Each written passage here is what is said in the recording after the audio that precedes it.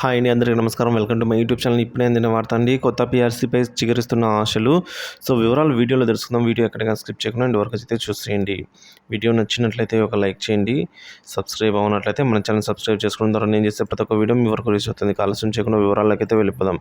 రాష్ట్రంలో కొత్త పీఆర్సీలో 51% ఫిట్మెంట్ ఇవ్వాలని 33.67% కరువు భత్యంతో కలిపి 2023 జూలై 1 తేదీ నుంచి వర్తించేలా కొత్త వేతన సవరణ అమలు చేయాలని టీఎన్జీఓ సంఘం పీఆర్సీ చైర్మన్ శివశంకర్ను కోరింది. సిపిఎస్ను రద్దు చేసి పాత ఓపీఎస్ విధానాన్ని అమలు చేయాలని అభ్యర్థించింది. సంఘ అధ్యక్షుడు మారం జగదీశ్వర్, అలాగే సహా అధ్యక్షుడు కస్తూరి వెంకట్, సత్యనారాయణ గౌడ్, ఇతర నేతలు లక్ష్మణ్, ముజీబ్, కొండగల్ రెడ్డి, గోవర్ధన్ రెడ్డి తదితరులు అయితే శివశంకర్ను కలిసి బీఆర్కే భవన్లో ఆయన కార్యాలయంలో కలిసి కొత్త పీఆర్సీపై తమ ప్రతిపాదనలు సమర్పించారండి.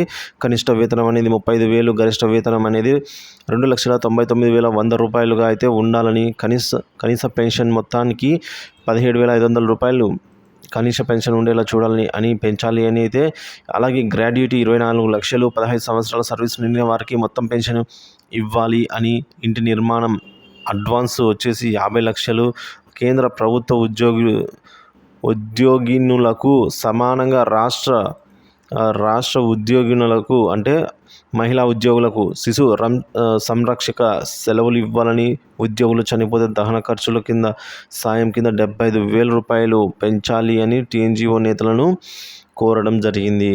సో మరి తెలియాల్సి ఉందండి. సో అలాగే రాష్ట్రంలో ఉద్యోగుల జీవన వ్యయానికి అనుగుణంగా వేతన సవరణ చేయాలని ప్రభుత్వ జూనియర్ లెక్చరర్స్ సంఘం పీఆర్సీ చైర్మన్ శివశంకర్ను కోరింది. ఇంటర్ విద్యా ఐకాస చైర్మన్ పి మధుసూదన్ రెడ్డి ఆధ్వర్యంలో సంఘ నేతలు కృష్ణకుమార్ రావు, అలాగే రామారావు, రవీందర్ రెడ్డి, రామానుజాచార్యులు శివశంకర్ను కలిసి తమ ప్రతిపాదనలు ఇచ్చారు. తెలంగాణలో పెరిగిన సగటు జీవన వ్యయం మిగతా రాష్ట్రాల కంటే పెద్ద ఎత్తున పెరిగిందని, తద్వారా జీవిత భత్యాలపై ఆధారపడే జీవన ప్రమాణపై అయితే తీవ్ర ప్రభావం చూపుతుందని, దీనిపై ఆధారం చేసుకుని బతుకుతున్న వేతనం యొక్క సవరణ చేయాలని అయితే కోరారు. కొత్త పీఆర్సీలో భాషా పనులకు న్యాయం చేయాలని,